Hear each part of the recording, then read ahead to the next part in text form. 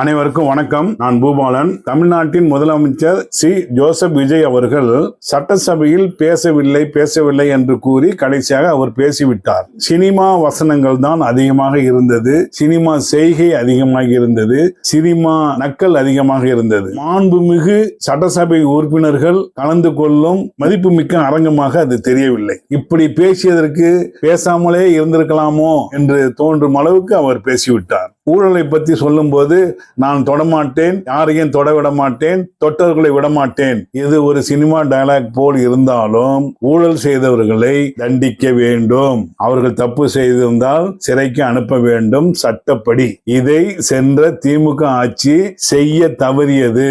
அதற்கான பலன்களை அவர்கள் அனுபவித்துக் கொண்டிருக்கின்றார்கள்.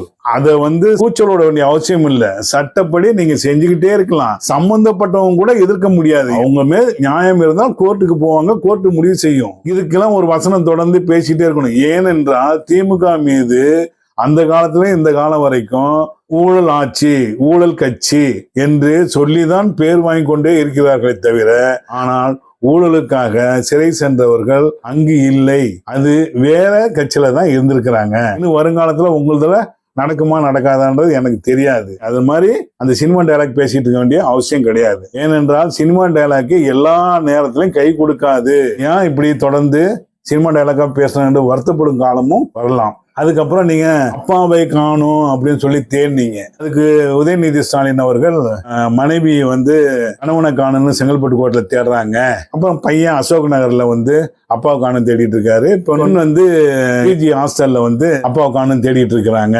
உதயநிதி ஸ்டாலின் அப்படி சொன்னதுக்கு சில தோழர்கள் தனி மனித தாக்குதல் கூடாது என்றது. தனி மனித தாக்குதல் எங்க இருக்கு? நீங்க பொது வெளிக்கு வந்து விட்டீங்க, சமுதாய சேவைக்கு வந்து விட்டீங்க, ஒரு பொறுப்புமிக்க முதலமைச்சர் பதவி ஏற்று விட்டீர்கள். அப்படி என்றால் ஒரு குடும்பத்தை ஒழுங்காக கவனித்து, தந்தை தாயை பேணி காற்று, மனைவியை பராமரித்து, பிள்ளைகளை பேணி வளர்த்து ஆளாக்க முடியாத ஒரு தந்தை எப்படி தலைவனாக முடியும் என்பதுதான் இங்கு கேள்வி. நீங்களே சொல்லியிருக்கீங்க தனி மனித ஒழுக்கம் தேவை என்று.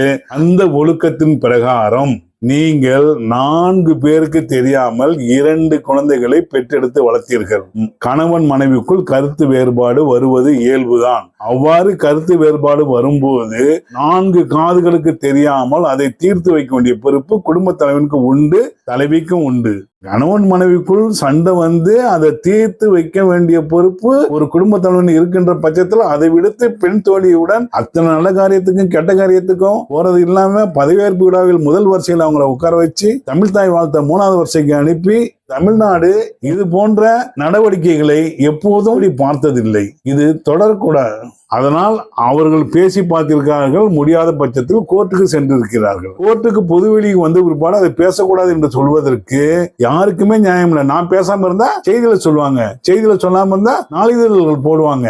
அதனால இது பொதுவெளிக்கு வந்த பிற்பாடு பேசுவதில் எந்த தவறும் இல்லை என்று தோழர்கள் புரிந்து கொள்ள வேண்டும். அப்பாவை காணும்னு நீங்க தேடுறீங்க. அப்பாவுனா நீங்க உதயநிதி ஸ்டாலினோட அப்பா முத்துவேல் கருணாநிதி ஸ்டாலினை சொல்றதா நான் புரிஞ்சுக்கிறேன். ஏன்னா நீங்க அவரை நோக்கடிக்கிற மாதிரி பேசிட்டதா சந்தோஷப்பட்டது மட்டும் இல்லாம 106 எம்எல்ஏக்களும் அவ்வளவு மகிழ்ச்சியா சிரிச்சு மேஜையை தட்டி ஆரவாரம் செய்தார்கள். உதயநிதி ஸ்டாலினோட அப்பா முத்துவேல் கருணாநிதி ஸ்டாலின் தேடணும்னா கோப்புல போய் பாருங்க, அந்த ஃபைல்ல போய் பாருங்க.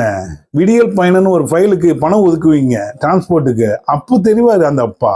நான் முதல்வன் திட்டத்துக்கு பணம் ஒதுக்குவீங்க, அப்ப தெரிவார் அந்த அப்பா. காலை உணவு திட்டத்துக்கு பணம் ஒதுக்குவீங்க, அப்ப தெரிவார் அந்த அப்பா. மகளிர் உரிமை தொகைன்னு 1000 ரூபாய் அனுப்பிட்டு இருக்கீங்களே, அதுல தெரிவார் அப்பா. இப்படி எல்லா இடத்துலயும் தெரிஞ்ச அப்பாவை இங்க தேடுறீங்கன்னா அது உங்க பார்வை குறைபாடா அல்லது வேறு என்ன குறைபாடு என்று சொல்வதற்கு ஒன்றுமே விஷயம் இல்லை. அதன் பிறகு நீங்க ஒரு செய்கை செய்றீங்க. இது முத்துவேல் கருணாநிதி ஸ்டாலின் அவர்கள் அண்ணா அறிவாலயத்தில் செய்தது, பொதுவெளியில் செய்தது. சட்டசபையில் இந்த செய்கை செய்கின்றீர்கள். இதுவரைக்கும் நீங்கள் திட்டங்களை தான் திருடியதான் நான் எண்ணிக்கொண்டிருந்தேன். இப்ப செய்கையும் திருடி கொண்டு விட்டீர்கள். நீங்கள் தான் அத்தனை திட்டத்துக்கும் உங்களுடைய ஸ்டிக்கரை ஒட்டி விட்டீர்கள், ஒட்ட போகின்றீர்கள். இதுதான் நடக்க போகுது. நீங்க திமுகவை திட்டத்துல தான் வாழ்ந்துகிட்டு இருக்கிறீங்க. ஆனா திமுக திட்டங்கள்ல வாழ்ந்துகிட்டு இருக்கு, வாழும்.